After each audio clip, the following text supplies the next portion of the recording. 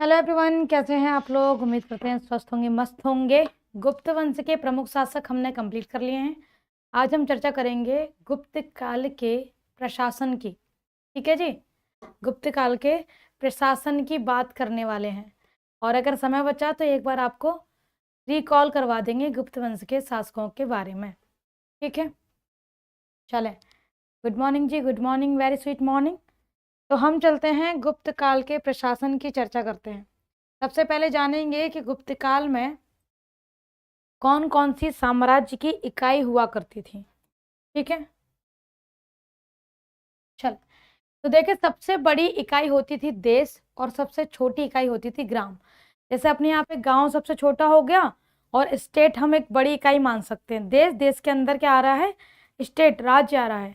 ऐसे ही यहाँ पर सबसे बड़ी इकाई देश हुआ करती थी और देश को चलाता था राजा। राजा को बोलते हैं गोप्ता, यानी कि देश का प्रमुख होता था गोप्ता। देश के बाद आता था भुक्ति।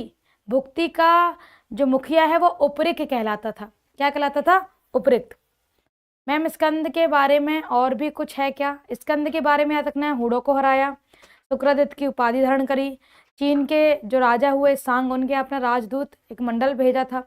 और इन्होंने जो रुद्रदामन अभिलेख है वहां से जानकारी मिलती है कि इन्होंने जो सुदर्शन झील है, तो इनके समय में इनके राज्यपाल हुए परामात्ता, उन्होंने उसका क्या किया था? पुनः निर्माण करा था। अब हर एक राजा का एक शासन काल रहा है, 455 से 467 तक रहे, तो बेटा काम तो करा होगा उन्होंने। तो क्या हमें सारे राजाओं को पढ़ना है? नहीं, सारे राजा वनडे के लिए जरूरी नहीं होते। अगर आप उन्हें पढ़ने बैठोगे तो जो याद भी है वो भी डेटा आप भूलने लग जाओगे, है ना। चले, तो जितना जितना वनडे के लिए जरूरी है उतना उतना आपको क्लास में बता दिया जाएगा। यहाँ देखिए, हमने कहा सबसे बड़ी जो इकाई है उसे देश कहा जाता है और देश का मुखिया होता है गोप्ता। इसके बाद भुक्ति आती है, यानी देश के अंदर भुक्ति बनती है और भुक्ति का मुखिया होता है उपरिक्त। भुक्ति के अंदर आते हैं विषय और विषय का मुखिया होता है विषयपति। ठीक है, अब विषय के अंदर भी गांव आते हैं और गांव का मुखिया होता है महात्तर। तो सबसे छोटी इकाई जो है वह गांव है यहाँ पर। ठीक है, सबसे छोटी इकाई कौन सी है? गांव है। आए देखे जरा, नजर मारे यहाँ पर। प्रशासन की सबसे छोटी इकाई ग्राम, ग्राम को ही गांव कहते हैं, ग्राम थी। ग्राम का प्रशासन ग्राम सभा द्वारा संचालित होता था और ग्राम सभा का जो मुखिया है वह ग्रामिक कहलाता था। ठीक है, और अन्य सदस्य महात्तर कहलाते थे। अब ग्राम से ग्रामिक तो याद कर लोगे, लेकिन ये शब्द कई बार पूछा हुआ है कि गुप्त काल में महात्तर का, है ना, अर्थ क्या है। तो हम याद रखेंगे जो सबसे छोटी इकाई है ना गांव, उसके लिए जो एक कमेटी बनी है उनके सदस्यों को महात्तर कहते हैं। वह महात्तर मिलकर के तय करते हैं कि गांव में कौन से नियम कानून लागू किए जाएंगे। ठीक है, चल। तो हमने ये देख लिया कि सबसे छोटी इकाई कौन सी है और हमने ये देख लिया कि इकाई है कौन कौन सी। तो सबसे पहले हमने देखा देश, देश के बाद हमने क्या देखा? भुक्ति, भुक्ति के बाद हमने क्या देखा? विषय। देश का मुखिया है गोप्ता और भुक्ति का मुखिया है उपरिक्त और विषय का मुखिया है विषयपति। और गांव का मुखिया, तो गांव का ग्रामिक होता है, लेकिन इसे चलाते कौन सदस्य हैं? महात्तर चलाते हैं। ठीक है, अब जब हम बात कर रहे हैं प्रशासन की तो भूमि के प्रकार भी होते होंगे। तो सबसे पहले भूमि का एक प्रकार होता है, पहले सुन लो ध्यान से, फिर लिखा हुआ आपको बता देंगे। सबसे पहले याद रखेंगे एक क्षेत्र नाम की भूमि होती है। जैसे अपने यहाँ होता है ना खेत, तो खेत में खेती होती है। प्लॉट, प्लॉट में घर बनता है। तो जमीन के नाम से समझ जाते हो जमीन का काम क्या है ना। जमीन से समझ जाते हो ना कि काम क्या है। तो ऐसे ही यहाँ पर जमीनों के नाम हुआ करते थे। एक नाम था यहाँ पर क्षेत्र। क्षेत्र ऐसी जगह होती थी जहाँ खेती की जाती थी। जैसे आज के समय में हम खेत बोलते हैं ना, तो खेत को क्षेत्र कहा जाता था। एक भूमि होती थी जिसे वास्तु कहते थे। वास्तु, वासे वास्तु, बासे बास, यानी कि बास करने वाली जगह, जहां पर रहेंगे, जहां घर बनाएंगे, उसे वास्तु कहा जाता था। एक जमीन होती थी जिसका नाम होता था खिल्य। खिल्य ऐसी जमीन को बोलते थे जो जंगली टाइप की जगह मान लो, जहां पर खेती ना की जा सके। याद कैसे करोगे? खिल्य से खेलना। तो देखो, खेलने वाली जगह पर तो खेत होगा नहीं यार, और खेलने वाली जगह पर घर भी नहीं बनेंगे, यानी यहाँ खेती नहीं होती, घर भी नहीं बनता, है ना। आए, तो ऐसे ही हम आपको जमीनों को याद करवा देंगे। यहाँ थोड़ी सी नजर मारे। तो एक है, हमने कहा क्षेत्र, तो कृषि करने योग्य भूमि को क्षेत्र कहा जाता था। वास्तु, जहां पर वास कर सके उसे वास्तु कहते थे। खिल्य, ऐसी भूमि जो जोतने योग्य नहीं होती, यानी कि बंजर भूमि है, ना घर बना है वहां, ना हम कोई खेती कर रहे हैं। चारागाह याद करने की आवश्यकता नहीं है। चारागाह का मतलब ही होता है जहां पशु चरते हों, ऐसी जगह, है ना, ऐसी जगह जहां पशु चरते हों, तो गोचर भूमि हो गई। एक होता था अपृहत, एक होता था अपृहत, ऐसी भूमि जो बंजर तो नहीं है लेकिन यहाँ पर पेड़ पौधे बहुत है।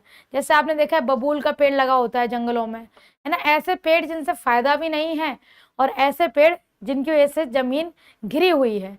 तो जंगली इलाका जो होता है, अपने शहरों से थोड़ा दूर जाएंगे तो जंगली इलाका मिलता है, उस इलाके को अपृहत कहा जाता था। याद कैसे करोगे? क्षेत्र, हाँ इसको लिख लें, क्षेत्र। क्षेत्र मतलब ऐसी भूमि जहां खेती होती है। वास्तु, ऐसी भूमि जहां वास होता है। खिल्य, जहां खेलने जाते हैं, बंजर है, खेती नहीं हो रही है, तो जहां खेती नहीं होती उसे खिल्य कहते हैं। चारागाह, जहां पशु चरने जाते हो, तो चारागाह भूमि हो गई। और आता है अपृहत। अपृहत, अपृहत ऐसी जगह है जो जंगली इलाका होता है। ठीक है, ये भूमि के कुछ प्रमुख प्रकार हुआ करते थे गुप्त काल में। बिना जोती गई जंगली भूमि, दोनों में थोड़ा अंतर है। बिना जोती गई यानी कि ऐसी जगह कि हम कह सकते हैं कि बंजर है, यहाँ पर खेती नहीं हो सकती है। और जंगली भूमि मतलब जोतने की नीड ही नहीं है, वहाँ पेड़ पहले से ही हैं, है ना। तो दोनों में थोड़ा सा अंतर है, उसे समझना होगा, है ना। बंजर और जंगली, क्योंकि बंजर भूमि में पेड़ ही नहीं उगेगा तो जंगली भूमि कैसे बनेगी। तो जंगली भूमि थोड़ा अलग और बंजर भूमि थोड़ा सा अलग। ठीक है माही, चले। तो ये हमने देख लिया कि भूमि के कुछ प्रकार हुआ करते थे। अब आपको ले चलते हैं टैक्स की ओर, है ना, टैक्स की ओर। और टैक्स से कई प्रश्न पूछे गए हुए हैं। आप एक एक करके टैक्स को समझते हैं। सबसे पहले हम बात करते हैं बलि कर। ठीक है, बलि। इसके बाद हम बात करेंगे भागा, फिर आएगा भोगा। दोनों अलग हैं, भागा और भोगा। ये भागा है, ये भोगा है। फिर आएगा शुल्क, शुल्क हम पढ़ के आ चुके हैं, भागा पढ़ के आ चुके हैं। उद्रंग,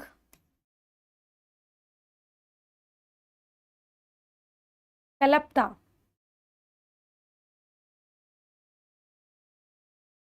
हल्वकारा, पहले मैं लिख दूं, हल्वकारा, हिरण्य, इसे कर ही बोलते हैं या कारा बोला जाता है। ये हो गए करों के नाम। एक एक करके समझते हैं, हाँ पीडीएफ में मिलेगा। एक एक करके समझते हैं कि कौन कौन से कर लगा करते थे।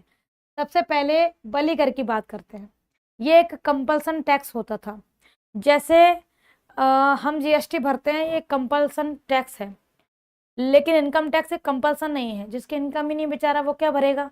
या टोल टैक्स, जिसके पास गाड़ी नहीं है वो जाते नहीं टोल से, तो क्यों भरेगा, तो कंपल्सन नहीं है। लेकिन जीएसटी एक कंपल्सन है। आप चाहे कुछ करते हो, चाहे सुई क्यों ना खरीदते हो, खाने का सामान क्यों नहीं खरीदते हो, वो तो खरीदोगे ना, तो वो लगेगा लगेगा। तो ऐसे ही बलिकर हुआ करता था। क्या होता था बलिकर?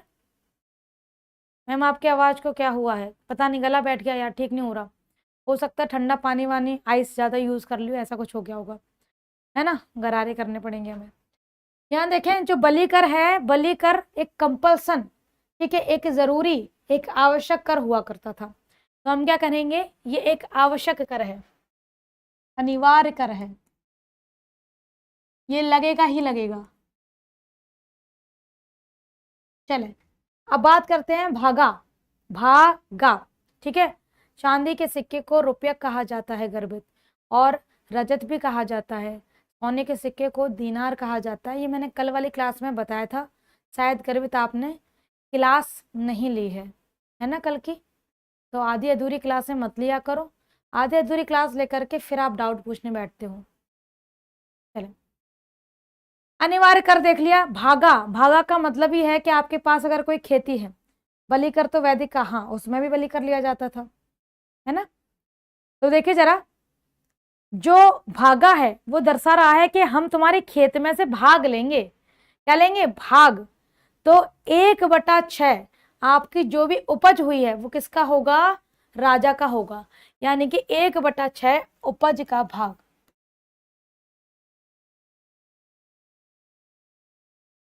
इसीलिए इसका नाम देखो क्या है, भागा।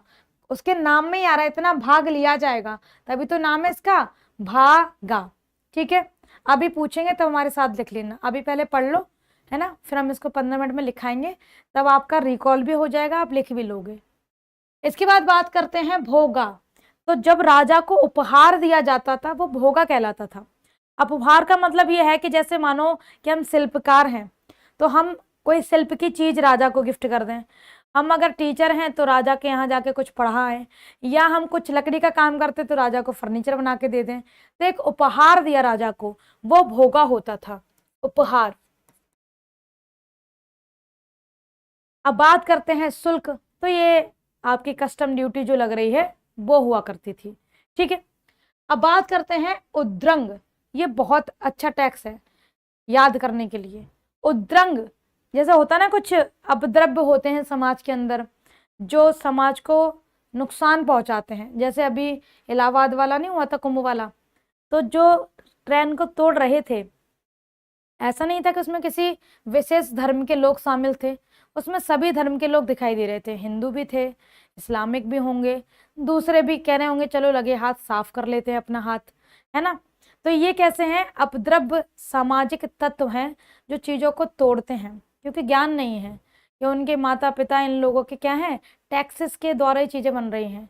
आप भले ही मजदूर हो, खाना तो खाते होगे ना, आटा खरीदते होगे, तेल खरीदते होगे, टैक्स जाता है उसमें गवर्नमेंट के पास, और उसी टैक्सेस से ही सारी चीजें बनती हैं, सरकार का कुछ नहीं जाता। हम बेवकूफ हैं जो चीजें तोड़ रहे हैं, अपना गुस्सा निकाल रहे हैं, हम अपने ही लोगों के कमाई की चीजों से जो बनी कमाई से जो चीजें बनी उन्हें ही तोड़ रहे हैं। तो ऐसे लोगों से सिक्योरिटी देनी पड़ती है सरकार को, है ना। जैसे ऐसे बहुत सारे असामाजिक तत्व आ जाते हैं तो फिर सिक्योरिटी बढ़ती है ना, चाहे समाज के लोग हों, लड़कियां हों या लड़के हों, सबकी सिक्योरिटी बढ़ाई जाती है। तो सिक्योरिटी के लिए पैसा लगेगा, पैसा सरकार अपने जेब से थोड़ी देती है, वो हमारे जेब से लेती है, तो वो हमसे टैक्स लेगी। तो वो कह रहा है कि तुम्हें एक टैक्स देना पड़ेगा। जो हुरदंग मचाते हैं ना लोग, तो उद्दंग जो हुरदंग मचाते हैं ना, उनसे बचाने के लिए तो सामाजिक सुरक्षा हम तब देंगे जब उद्दंग टैक्स लगेगा, है ना। तो हम लोग भी क्या करते हैं, हम लोग भी टैक्स देते हैं कि नहीं देते हैं अपनी सिक्योरिटी के लिए। इस जो आर्मी लगी हुई है, कहाँ से जा रही बेटा सैलरी, हम लोग टैक्स भर रहे हैं। तुम लोग जॉब करोगे ना, टैक्स भरोगे, वहां से उनके लिए पैसा जाता है, तो टैक्स लगेगा तभी सामाजिक सुरक्षा मिलेगी। हम क्या करेंगे यहाँ पर, हम देखेंगे सोशल सिक्योरिटी टैक्स, या टैक्स यानी कि सामाजिक सुरक्षा देने के लिए ये टैक्स लग जाता है। ठीक है, अगर आप किसी राज्य के भीतर रह रहे हो तो टैक्स लगेगा।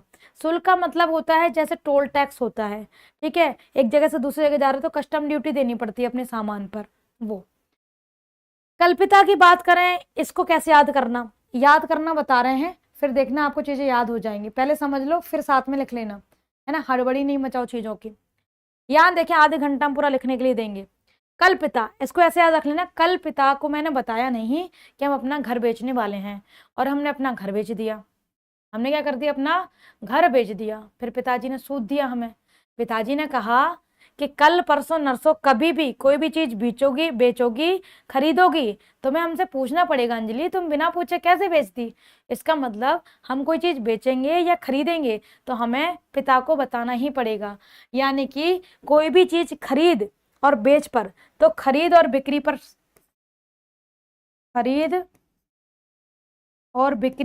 कर, बिक्री पर कर लगता है, उसे कहा जाता है कल्पिता।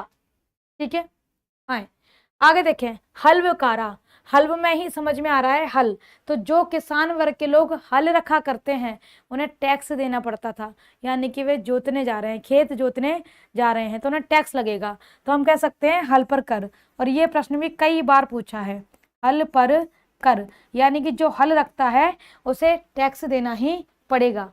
आए निर्णय की बात करें, यानी कि आप गोल्ड में टैक्स दे सकते हो। सेकंड थिंग, आप गोल्ड खरीदो, गोल्ड बेचो, उस पर जो प्रॉफिट है तो वो बेचने वाला कर लगेगा। दूसरा, ये तो बेचने वाला हो गया कल्पिता। अगर आप राजा को कर दे रहे हैं तो कुछ टैक्स होता था गोल्ड में दिया जाता था। जैसे हम लोग टैक्स पैसे में देते हैं। हो सकता है कई जगह ऐसा नियम बना दिया जाए कि नहीं, आपको सैटरडे आकर के अपने फिजिकल एफर्ट लगाने पड़ेंगे गवर्नमेंट के लिए, या कहीं तालाब खुद रहा है तो आपको खोदने जाना ही पड़ेगा। इसका एक छोटा सा एग्जाम्पल बताते हैं। जैसे उत्तराखंड में एक व्यक्ति है, वो पिछले 3 साल से तालाब खोद रहा है ताकि जब बारिश हो तो वहाँ पानी इकट्ठा हो जाए। एक सिंगल व्यक्ति गांव का नहीं आया कि लाओ चलो अगर हम एक एक करके एक एक दिन भी तालाब खुदवाएंगे तो जल्दी खुद जाएगा। लेकिन सोचो वो व्यक्ति ये कह दे कि इस तालाब का पानी आप तभी प्रयोग कर पाएंगे जब आपने टैक्स दिया हो, और हम परिश्रम के तौर पर टैक्स लेंगे, तो फिर क्या हो जाएगा, लोग जाकर के टैक्स देंगे परिश्रम के तौर पर, पैसा नहीं चाहिए। वो कह रहा है आकर के तालाब खुदवाओ, है ना, तालाब खुदवाओ। क्या बेटा, मैम बुक में तो स्थायी कृषकों पर उद्रंग कर लिखा है, स्थायी कृषकों पर उद्रंग कर लिखा हुआ है। चले तो आप उसे याद कर लें। उद्रंग का मतलब क्या होता है कि आपको सोशल सिक्योरिटी जब गवर्नमेंट प्रोवाइड करेगी तो आप पर एक टैक्स लगेगा, जिसे उद्रंग कहेंगे। और जो स्थायी कृषक हैं यानी वो हल रखते होंगे, उन पे हल करारा लगता है। ठीक है, चलें आए देखे जरा। तो गोल्ड में यानी कि सोना कर या सोने में कर, सोने में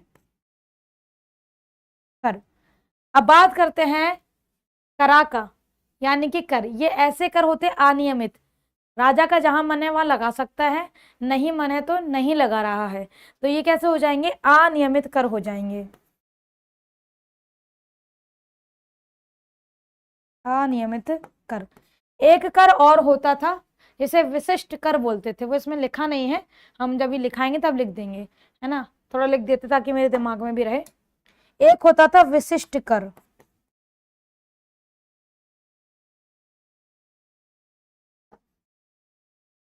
इसे विदेश कर कह सकते हैं, यानी कि विदेश से कोई वस्तु आयात निर्यात होती थी तो उस पर एक टैक्स लगता था।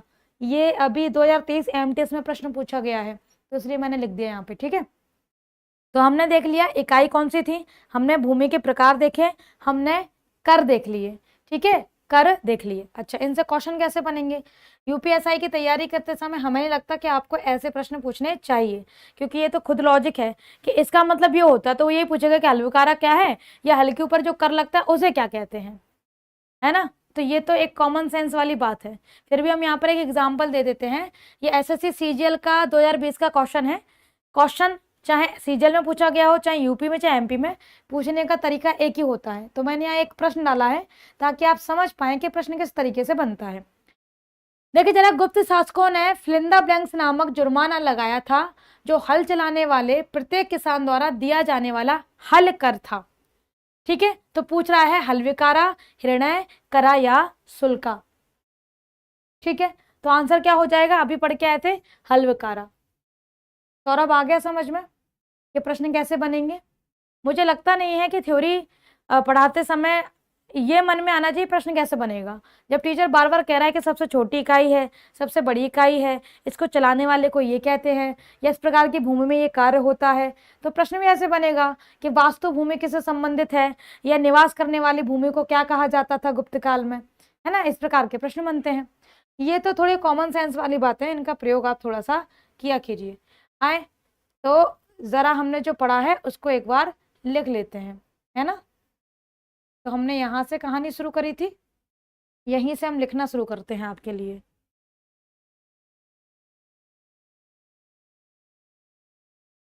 चले, सबसे पहले हम जान लेते हैं इकाई। ठीक है, सबसे पहले हम बात कर लेते हैं इकाई की।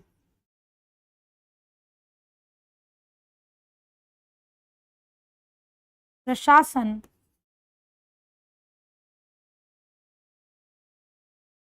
इकाई।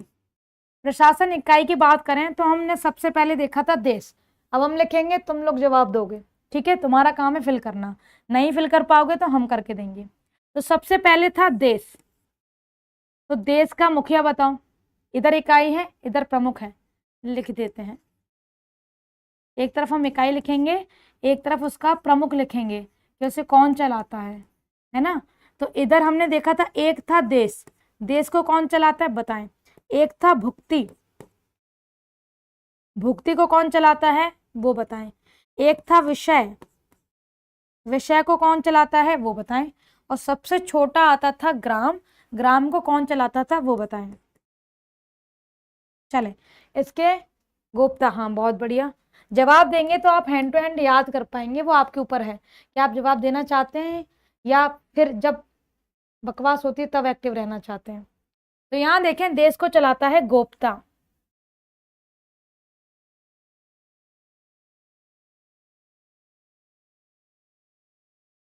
गोप्ता यानी कि राजा। भुक्ति की बात करें तो भुक्ति को कौन चलाता है? उपरिक। विषय को विषयपति, विषयपति।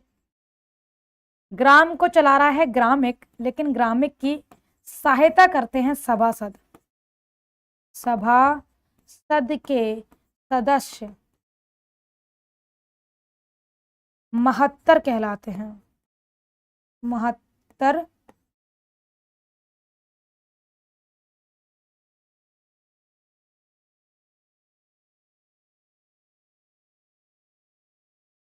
और सभासद ग्रामिक की सहायता करता था। ठीक है, इसके बाद भूमि के प्रकार देख लेते हैं, यहीं पे लिख लेंगे एक ही क्रम में। भूमि के प्रकार। अब हम भूमि का नाम लिखेंगे, आप बताना हमें किस भूमि पे क्या होता था। ठीक है, तो हैंड टू हैंड आप याद कर लेंगे।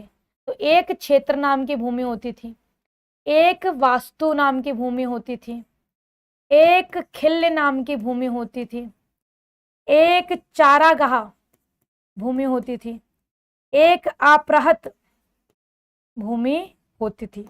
बताओ जरा कि इस भूमि में क्या क्या काम होते थे। क्षेत्र मतलब खेती कर रहे हैं, क्षेत्र मतलब खेती, खेत लिख सकते हैं या कृषि योग्य भूमि लिखते हैं।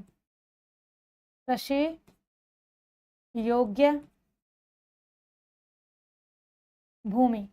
वास्तु यानी कि वास करने वाली भूमि।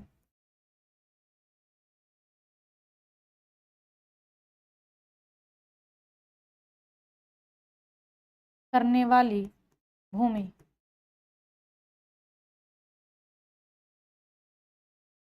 हिल्य खेलने वाली यानी कि कृषि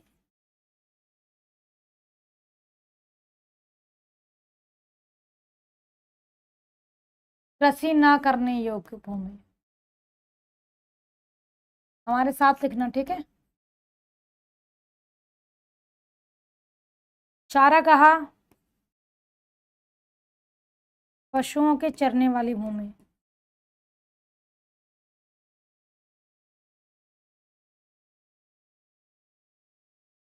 चरने वाली भूमि। और अपराहत जंगली भूमि।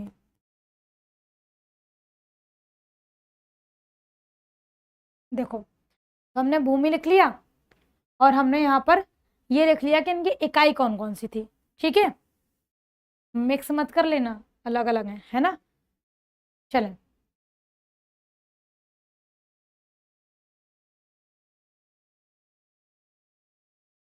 शिव पूजन जी क्लास में सो गए हैं तो आप इतना कर सकते हैं कि अभी तो एंशिएंट चल रहा है।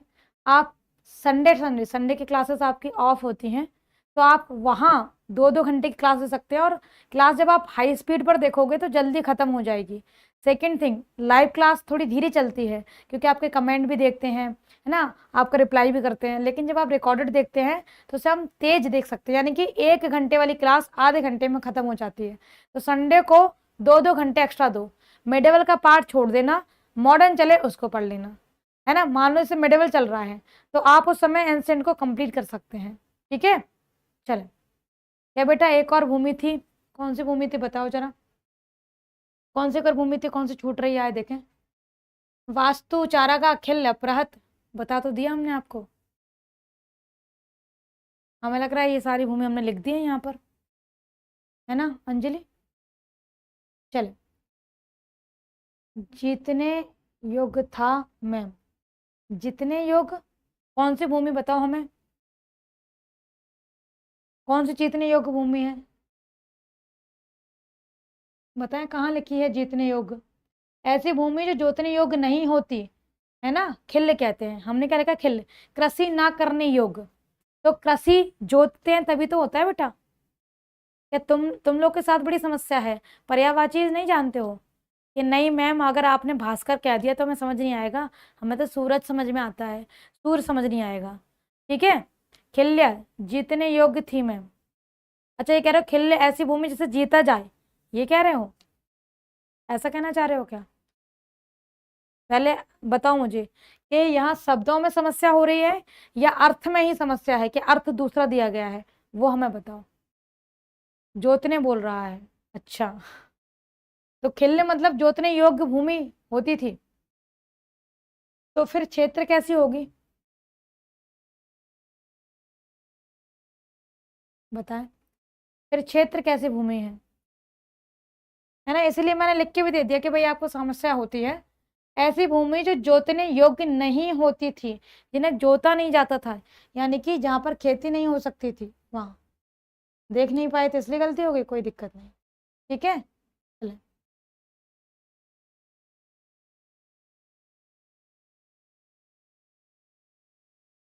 चलो आए भाई, तो हम चर्चा कर रहे थे कहाँ पर,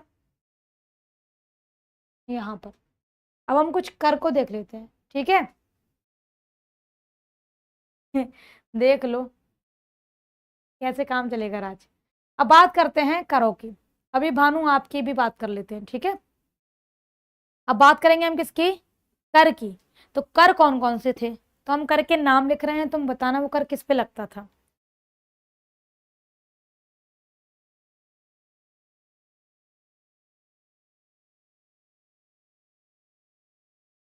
करों के प्रकार, ठीक है। तो एक था सबसे पहले बलि कर। हम बार बार कर नहीं लिख रहे हैं, ठीक है। भागा, होगा, उद्रंग, कल्पिता, शुल्क, हल्वकारा, हलबिकारा या हल्वकारा दोनों सही है, ठीक है। हिरण्य और कर या कारा और विशिष्ट। कोई छूट रहा हो तो मुझे बताना है ना, विशिष्ट। चलो एक एक करके आंसर करो, देखिए कितने लोग करेंगे। बलि अनिवार्य है, ठीक है, ठीक है।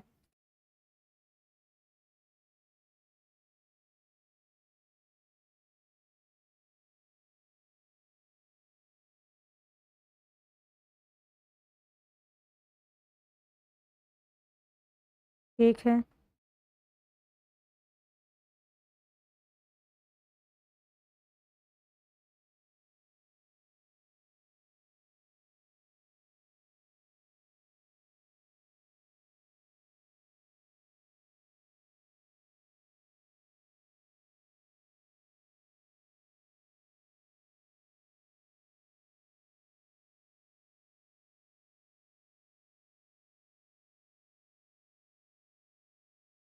ठीक है, लगभग सही जा रहे हैं लोग।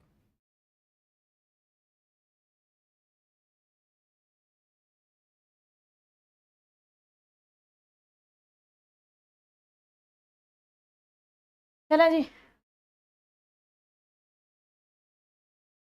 क्या जो आपने करवाया वो टैक्स, वो मतलब पीडीएफ मिलेगा। देखो जो चीज़ पीडीएफ में लिखी वही मैंने यहाँ पर लिख दी है, आप चाहे ये लो चाहे वो ले लो, है ना।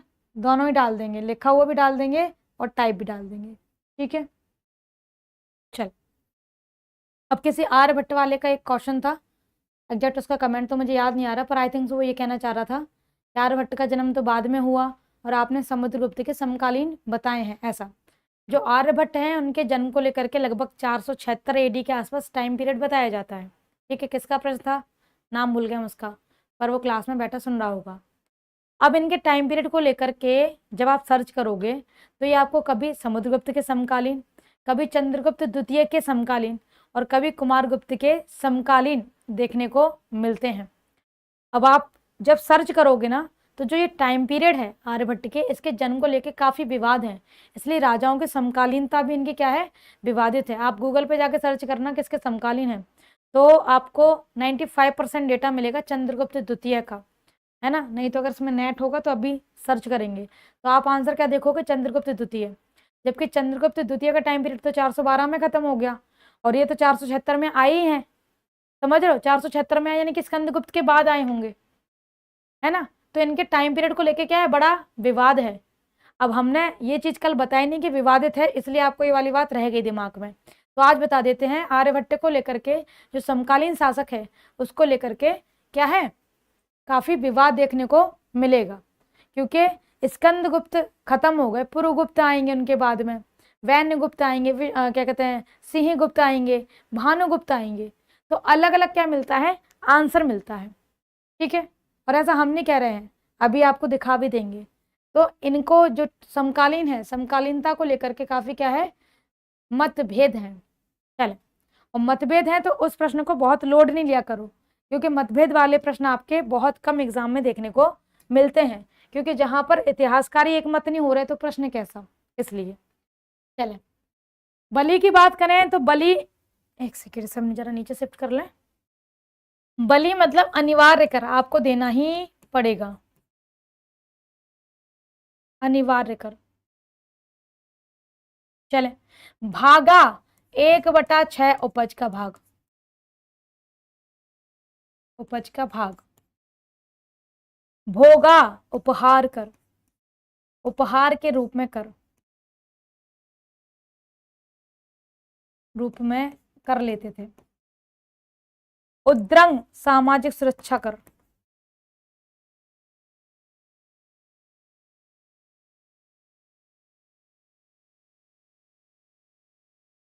कल पिता, पिता ने क्या कहा, कुछ भी बेचोगे खरीदोगे बताना पड़ेगा, ठीक है। मैम एक मैन कर भी लिया जाता था, मयन, क्या माही मयन लिखना चाह रही हो ऐसा, देखें, कल पिता, कल पिता ने क्या बोला, कुछ भी बेचोगे खरीदोगे कर देना पड़ेगा, खरीद बिक्री पर कर।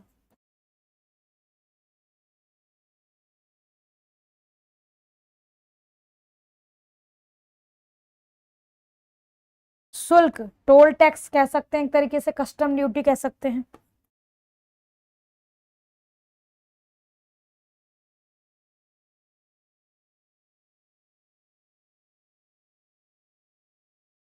अलविकारा, हल रखने वाले किसानों पर जुर्माना या कर।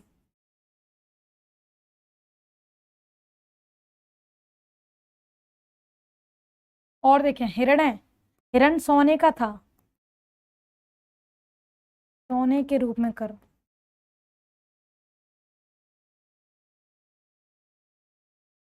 करा या कर की बात करें तो अनियमित कर, कभी भी लग जाए।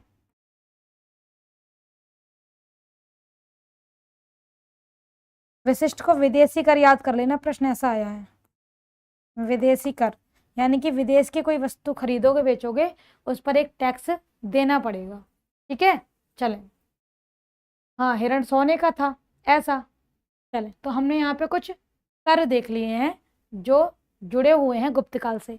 गुप्त काल में केवल इतनी ही भूमि नहीं है, इतने ही कर नहीं है, गुप्त काल में बहुत सारे कर हैं, पर हर एक कर याद करना संभव नहीं होगा, तो जहां से बार बार प्रश्न पूछे गए हैं उन करों को याद करवाते हैं, ठीक है। चले, हिंदी की क्लास बेटा जब होनी होगी तब हो जाएगी। यही चीज हमने आपको बताई थी कि इकाई कौन कौन सी होती हैं, फिर हमने आपको बताया कि भूमि जो है वह कौन कौन सी है, ये हम आपको कल बता चुके हैं। उज्जैन सर्वाधिक महत्वपूर्ण व्यापारिक केंद्र हुआ करता था। गुप्त राजाओं ने सर्वाधिक स्वर्ण मुद्राएं जारी की, इसी वजह से स्वर्णकाल कहलाता है। और मुद्राओं को अभिलेख दिनार, सॉरी, स्वर्ण मुद्राओं को दिनार कहा जाता है, किसमें, अभिलेखों में। तो वहां पर एक शब्द छूटा है, मुद्राओं को अभिलेखों में, अभी कंप्लीट है। यहाँ हमने कुछ कर देख लिए आए, यहाँ हमने आपको प्रश्न भी दिखाया कि किस तरीके से प्रश्न पूछा जाता है। इसके बाद हमने जो पढ़ा है उसे फटाफट से एक रिकॉल करते हैं, ठीक है। तो हम राजा से रिकॉल करते हैं, फिर यहाँ लेकर के आएंगे।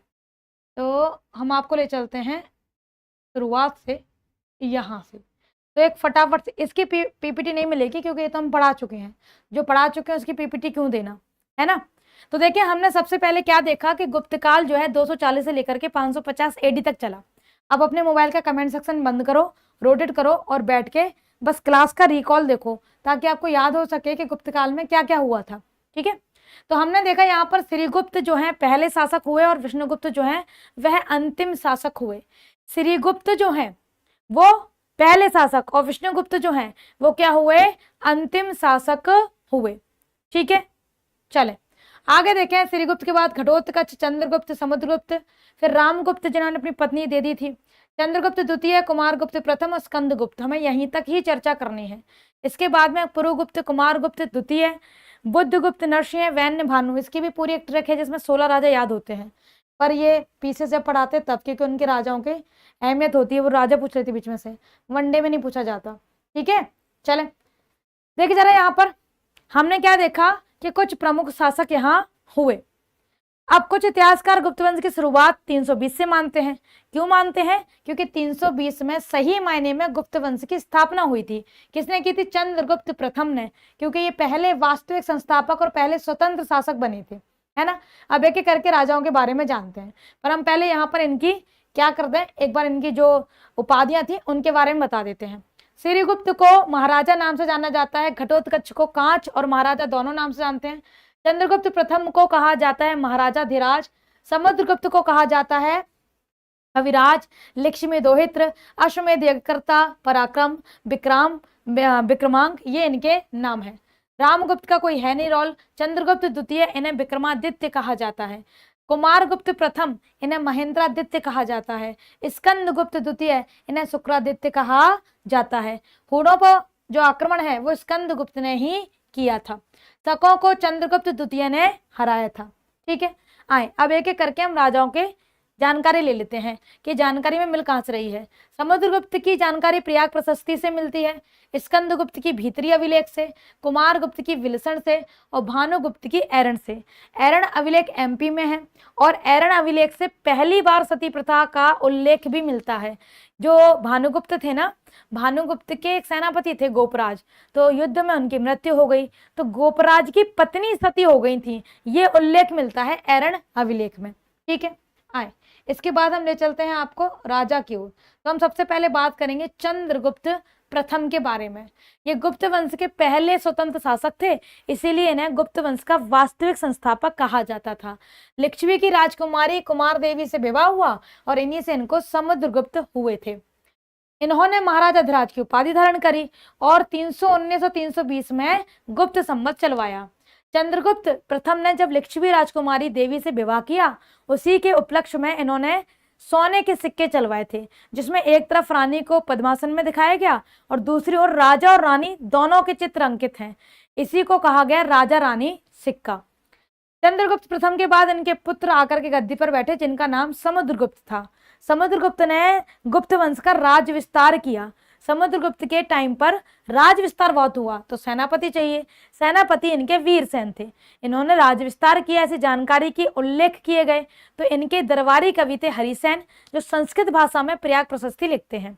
प्रयाग प्रशस्ति को V.A. स्मिथ नाम का इतिहासकार पढ़ता है और कहता भाई ये तो भारत का नेपोलियन है। एरण अभिलेख में जानकारी मिलती है कि समुद्रगुप्त ने उत्तर में 9 राजा और दक्षिण में 12 राजाओं को हराया था। संगम क्या कह रहा है? लिखे मैम। हमसे कह रहे हो मैम लिखिए, या फिर आप हमसे पूछ रहे हो कि लिखे मैम? पहले तो ये बताओ संगम, फिर हम इसका जवाब देंगे। आप क्या कह रहे हो कि हम लिखें कि मैम लिख के बताओ, या आप कह रहे हो कि हमें मैम लिखना पड़ेगा? पहले तो ये क्लियर करो, तब हम आपको बताएंगे इसका जवाब क्या है, ठीक है। तो देखिए समुद्रगुप्त दक्षिण भारत पर आक्रमण करने वाला पहला राजा बना। एरण शिलालेख में समुद्रगुप्त की जानकारी मिलती है कि 9 उत्तर के राजा और 12 दक्षिण के राजाओं को हराया है। यह प्रश्न पूछा जाता है कि दक्षिण में कितने राजाओं को हराया था। इनके सेनापति वीरसेन तथा दरबारी कवि हरिसेन थे, और हरिसेन ने ही क्या लिखा था? प्रयाग प्रशस्ति। अच्छा रुको रुको रुको, जरा यहाँ एक बात कहना चाहते हैं। हो सकता है कोई बच्चा क्लास में आज पहली बार बैठा हो और वो जाकर के फीडबैक में लिखेगा कि अंजलि मैम लिखती नहीं है, अंजलि मैम सिर्फ बोलते चली जाती हैं, है ना, ऐसा आ सकता है। तो आपको बता दें ये लिखवा चुके हैं, ये चैप्टर कंप्लीट हो चुका है, हम आपको रिवीजन करवा रहे हैं, ठीक है। तो अगर आपने इससे पहले वाला चैप्टर नहीं लिया है, इसीलिए आपके मन में ये प्रश्न आया है कि इसको लिख लूं मैम, क्योंकि ये तो हम लिखवा चुके हैं। चंद्रगुप्त प्रथम लिखवा चुके हैं, समुद्रगुप्त लिखवा चुके हैं, द्वितीय लिखवा चुके हैं, कुमारगुप्त लिखवा चुके हैं, स्कंदगुप्त लिखवा चुके हैं, है ना। चले मैम ये घटोत्कच भीम के पुत्र ही वाले हैं? नहीं बेटा, ये भीम के पुत्र नहीं है, है ना। तो ये भीम के पुत्र नहीं है, जो आगे जाकर के बर्बरीक बने वो नहीं है। तो भाई जिन्होंने क्लास नहीं ली है ना, और डिटेल में बताएं। और डिटेल में पढ़ने की आवश्यकता नहीं है। क्यों नहीं है बेटा पढ़ने की आवश्यकता? क्योंकि वो क्या पूछेगा, भारत का नेपोलियन किसे कहते हैं, है ना, भारत का कौन सा शासक हुआ जिसने दक्षिण पर आक्रमण किया, इनके सेनापति कौन थे, इनके वीर इनके क्या कहते हैं कवि कौन थे, किस भाषा में उन्होंने प्रयाग प्रशस्ति लिखी, प्रयाग प्रशस्ति कहाँ है, इसको पढ़ा किसने था, किसने पढ़ के ये कहा था। मुझे लगता है इससे ज़्यादा डिटेल जाने के लिए तो फिर भैया आपको यूपीएससी का बैच खरीदना पड़ेगा। ये तो वही बात है कि हम पैसे देना चाहते हैं 1 रुपये और चाहते हैं 10 रुपये का रिटर्न मिल जाए, ये पॉसिबल नहीं है। कुछ चीज़ें कंटेंट वाइज होती हैं, वनडे के लिए कंटेंट अलग होता है बेटा जी, और पीसीएस या एमपीपीएससी के लिए, स्टेट पीसीएस के लिए अलग कंटेंट होता है। दोनों एक ही क्लास में नहीं पढ़ाई जा सकती, इतना तो आप भी समझते होंगे, है ना। हम भी बाध्य होते हैं ना कंटेंट के लिए। चले वनडे में यहाँ से कोई प्रश्न नहीं छूटेगा, इसकी मेरी गारंटी है। आए आगे देखिए जरा, हमने देखा कि इस प्रशस्ति को पढ़कर वी.एस. स्मिथ ने समुद्रगुप्त को भारत का नेपोलियन कहा। इन्होंने अश्वमेध यज्ञ करवाए थे, इसीलिए इन्हें अश्वमेध यज्ञकर्ता कहते हैं, ठीक है। आए आगे देखिए जरा, ये आपकी गलती नहीं है, कई बच्चे हैं ऐसा कमेंट करते हैं।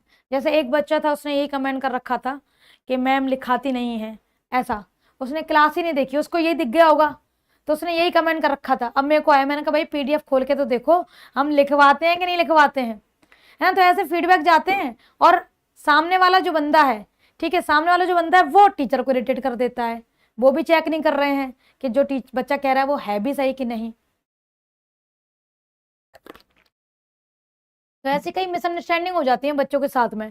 अब जैसे मानो कोई अभी क्लास में बैठा ना, तो उसे यही लगेगा कि मैम आई, मैम ने आके पढ़ा दिया, उसने ये जानना नहीं चाहा कि भैया इससे पहले देख लें लिखा भी कि नहीं लिखा है। एक क्लास देख के वो जज करने लग जाएंगे, है ना।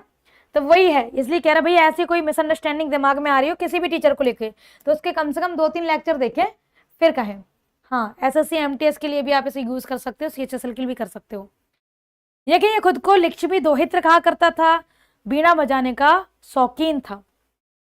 आगे आते हैं, इन्होंने कविराज की उपाधि धारण करी। इनका विवाह दत्त देवी से हुआ। इनके 2 पुत्र हुए, रामगुप्त और चंद्रगुप्त। रामगुप्त को हरा दिया रुद्र सिंह ने, ठीक है, रुद्र सिंह ने। मैम कहानी बोली थी, चलो जिसने बोला मुझे नहीं पता, तो हम वही चीज कह रहे हैं। बच्चे आधे आधे देखते हैं और आधे आधे पे रिप्लाई कर देते हैं। वैसे यूपीएससी से ये फीडबैक नहीं गया था, ये फीडबैक दूसरे क्लास का था यूपी से ही, ठीक है। तो यहाँ देखें, तो भाई कहानी का नाम तो आते नहीं, कहानी इस बैच की है। चले, तो यहाँ देखें इनके 2 पुत्र हुए थे, रामगुप्त। अब रामगुप्त पर आक्रमण कर दिया था रुद्र सिंह ने, ये हमने आपको बताया। रुद्र सिंह एक शासक था, ये भी हमने आपको बताया, है ना। देखिए जरा, अब जो रुद्र सिंह है उसने संधि कर ली रामगुप्त से कि अपनी पत्नी ध्रुव देवी हमें दे दोगे। रामगुप्त ने हाँ भी कर दिया। ये वाली बात चंद्रगुप्त द्वितीय को पसंद नहीं आई। चंद्रगुप्त द्वितीय ने ध्रुव देवी का रूप धारण किया और शक राजा के खेमे में पहुंचे और उसकी हत्या कर दी। उसके बाद में रामगुप्त की भी हत्या कर दी। लोगों को ये पसंद आया कि भैया कैसा आदमी, इसने ध्रुव देवी को ही दे दिया, ठीक है, मर गया। तो फिर चंद्रगुप्त द्वितीय ने शकों को पराजित करने के उपलक्ष्य में रजत मुद्रा चलाई, चांदी के सिक्के चलवाए और विक्रमादित्य की उपाधि धारण की थी, ठीक है। चले,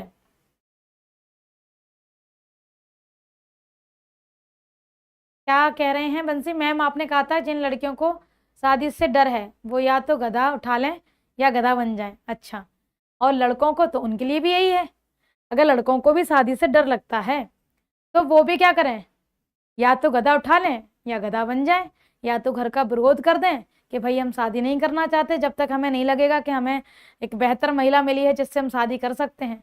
मत करो ऐसी, जबरदस्ती थोड़ी है ना। शादी करने के बाद फिर तुम रो रहे हो गा रहे हो, घर वालों को मतलब नहीं होता बेटा कि चार दीवारी के भीतर क्या हो रहा है। वो तो तुमसे ये और कहेंगे दादा कब बना रहे हो, दादी कब बना रहे हो। कहते यार रायता फैला है, तुम्हें दादी बनने की पड़ी है, तो उन्हें नहीं बता पाएंगे ना ये वाली बात है। तो भैया लड़कों के लिए भी यही नियम है कि वो भी या तो गधा उठा ले या गधा बन जाए। आए देखें, बसबंधु एक बहुत विद्वान थे जो समुद्रगुप्त के दरबार में रहा करते थे। ठीक है, समुद्रगुप्त के बाद में बारी आती है चंद्रगुप्त द्वितीय की। ठीक है, चलें। मैम ये सब लिखना तो नहीं है ना? कौन है आकांक्षा दुबे? कोई मतलब इतना जबरदस्त कैसे हो सकता है? अभी जस्ट पूरी कहानी बताइए कि ये लिखवा चुके हैं भैया, ये बता चुके हैं, ये सब लिखा है। कल की पीडीएफ उठाकर देखो, उसके बाद भी प्रश्न पूछ रहे हो। क्या करें हम, क्या करें भाई? ओ भाई मारो मुझे मारो। अभी अभी जस्ट बताया कि रिवीजन करा रहे हैं, कहाँ कहाँ नशा है ना? कैसे बैठे हो, नींद में हो क्या? आधे जाग जाओ, आओ आगे देखें भाई। चंद्रगुप्त द्वितीय का एक बार रिवीजन कर लें। देखिए जरा, इन्होंने शकों को जब हराया तो 2 रजत मुद्राएं चलाई, राजकुमारी कुबेर नागा से विवाह किया, नागवंश की राजकुमारी थी। इनसे इनको एक पुत्र हुई, पुत्री का नाम था प्रभावती। प्रभावती का विवाह इन्होंने करवाया रुद्रसेन द्वितीय से। अच्छा मैंने कल ध्रुवसेन लिख दिया होगा मेरे ख्याल से, अब मुझे ऐसा याद आ रहा है, एक जैसे नाम है ना। तो रुद्रसेन द्वितीय से इनका क्या हो गया, विवाह हो गया। अब यहाँ पे बता दें, रुद्रसेन द्वितीय मिलता है कई बारी, जो रुद्रसेन है इन्हीं का नाम ध्रुवसेन द्वितीय मिलता है। ठीक है, जैसे कि जब आपको गौरी पढ़ाएंगे तो गौरी के टाइम पर भी आपको या तो भीम प्रथम मिलेंगे या मूलराज प्रथम, तो एक ही राजा के नाम है। तो ऐसे ही ध्रुवसेन और रुद्रसेन एक ही राजा को बुलाया जाता है। ठीक है मैम, गुप्ता कास्ट इन्हीं का वंशज है क्या? देखो गुप्त को कई लोग ब्राह्मण मानते हैं, कई वैश्य और कई क्षत्रिय, तो अलग अलग इतिहासकार अलग अलग कास्ट मानते हैं। तो अगर हम गुप्ता लेकर चलें तो वो क्षत्रिय और ब्राह्मण नहीं होते, वो वैश्य वर्ण से होते हैं। लेकिन यहाँ पर तो क्या है, मतभेद है। तो हम ये नहीं कह सकते जो अभी वर्तमान में गुप्ता जो जाति है वो इनसे ही जुड़ी रही होगी, है ना? हाँ ध्रुवसेन लिखा ना, इसलिए मुझे आगे मैंने कहा ये भी बता दें वरना खून पी जाओगे तुम्हारा। चले देखे जरा, यहाँ पर तुमने नहीं लिखा था, लिखना चाहिए था कहानी। अपनी बेटी प्रभावती का विवाह कर दिया, दूसरी राजधानी उज्जैन बनाई। इनके दरबार में कालिदास व अमर सिंह जैसे बड़े विद्वान रहते थे। 9 दरबारी थे इनके, जिन्हें नवरत्न कहते थे, ये हमने आपको बताया। इन्होंने विक्रमादित्य की उपाधि धारण करी थी। इनके दरबार में चीनी यात्री फायन आया था 399 एडी में, और फायन ने एक किताब लिखी थी फोको की, जो यहाँ लिखी नहीं, हमने लिखवाई थी आपको, फोको की। यस मैम, बनिया है, नहीं बनिया अलग होते हैं और वैश्रवण अलग होता है, ये तो हमें पता नहीं है। अग्रवाल बनिया कहते हैं, अग्रवाल बनिया नहीं होते, गुप्ता बनिया नहीं होते। हमने बोलते हैं गुप्ता बनिया, अग्रवाल बनिया, बनिया अलग होते हैं और वैश्रवण अलग होता है, इनमें थोड़ा सा अंतर है। ठीक है चल आओ भाई, यहाँ हमने आपको नवरत्न भी बताए थे, बेताल भट्ट, छपड़क, कालिदास, धनवंतरी, वरुचि, घटकर पर, वराह मिहिर, अमर सिंह और शंकु, ये 9 विद्वान रहा करते थे कालिदास कह रहे हैं चंद्रगुप्त द्वितीय के दरबार में। चंद्रगुप्त द्वितीय के बाद उनका पुत्र कुमारगुप्त गद्दी पर बैठा और इसने महेंद्रगुप्त की उपाधि धारण करी, नालंदा विश्वविद्यालय बनवाया, मयूर शैली की मुद्राएं चलवाई, अश्वमेध यज्ञ करवाया। इनके पुत्र हुए स्कंदगुप्त, जो इनके बाद गद्दी पर बैठे। जब स्कंदगुप्त आए तो इन्होंने हूणों को हराया। हूण एक जनजाति थी जिसने अफगानिस्तान की ओर से आक्रमण करना शुरू करा था, तो उनको पराजित किया, शुक्रादित्य की उपाधि धारण करी। स्कंदगुप्त ने अपना एक दूत मंडल चीन भेजा राजा सांग के दरबार में। ठीक है चले, तो यहाँ देखो हमने कितने सारे पॉइंट जो पढ़े थे वो लिखवा दिया। मैंने ये भी बताया था 518 एडी में, टाइम इसलिए डाल दिया ताकि आप राजाओं को लेकर कंफ्यूज ना हो, क्योंकि ये अंतिम बिंदु था। इसके बाद मैंने राजा नहीं लिखी, इसलिए मैंने यहाँ ऐड कर दिया है एक्स्ट्रा करके। चाहो तो हम यहाँ नोट लिख दें, तो ऐसे आपने लिख लेना है कि चीनी बौद्ध भिक्षु सुंगयुन जो है वह गुप्तकाल के दौरान ही आया होगा, क्योंकि गुप्तकाल 550 तक चला है, वो आया 518 में, तो गुप्तकाल के दौरान ही आया होगा। चलें भाई, तो हमने गुप्त काल के राजाओं को एक बार फिर से रिकॉल कर लिया, तो आपका एक क्रम याद आ गया होगा। जो बच्चे आज ही क्लास में बैठे हैं बता दें ये क्लास हो चुकी है, आज क्लास में रिवीजन हो रहा था, और आज हमने जाना मौर्य प्रशासन के बारे में। ठीक है, मौर्य प्रशासन के बारे में। चलें, जब मौर्य कह रहे हैं, गुप्त प्रशासन के बारे में। जब गुप्त प्रशासन खत्म हो रहा था, यानी कि गुप्त के जो कमजोर शासक आने शुरू हुए पूर्व गुप्त के बाद में, तो चीजें धीरे धीरे बिखरने लगी। बिखरने लग गई, इसका मतलब दूसरे लोग इनके ऊपर अधिकार करेंगे। तो जब दूसरा वंश आया वो बना हर्षवर्धन वंश। तो हर्षवर्धन क्यों कहते हैं? क्योंकि हर्ष प्रमुख राजा है। उसे पुष्यभूति वंश भी कहते हैं, हर्षवर्धन वंश भी कहते हैं और वर्धन वंश भी कहते हैं। ठीक है, कहाँ लिखा है? सचिन कह रहे हैं कल की पीडीएफ देखोगे या कल का क्लास देख लो, पीडीएफ नहीं मिल रही है तो कल का आप क्लास देखोगे, आपको सब हैंड रिटन मिलेगा। मैंने गुप्त वंश एक भी पीपीटी दी नहीं है, सब हैंड रिटन है। आज मैंने जो प्रशासन पढ़ाया है वो भी हैंड रिटन आपको करके दिया है। मैम समुद्रगुप्त हमारा ही रिश्तेदार है, हमारे ताऊ थे वो। अच्छा, बहुत बढ़िया। तुम यार तैयारी कर रहे, तुम्हें ताऊ सही नहीं है यार, लग रहा है तुम्हारे पापा की सारी संपत्ति ताऊ ले गए, है ना, कुछ भी नहीं दिया। अब तुम फालतू में यूपीएसआई की तैयारि में लगे हो। सोचो 12 राजा जीते थे, अगर एक राजा की संपत्ति भी तुम्हें दे जाते तो तुम ताऊ का गुणगान कर रहे होते। कर रहे होते कि नहीं कर रहे होते? सही ताऊ नहीं थे तुम्हारे, पापा को उल्लू बना दिया तुम्हारे ताऊ ने, है ना, पूरी संपत्ति ले गए, अपने बच्चों में बांट दी। चलें भाई, तो राजगुप्ता पापा से कहना कि भाई ताऊ जी के जो संपत्ति है उस पर केस वेस करें, थोड़ा पैसा वैसा मिले। कहाँ यूपीएसआई के चक्कर में पड़े हो। कल मिलेंगे और बात करेंगे हम पुष्यभूति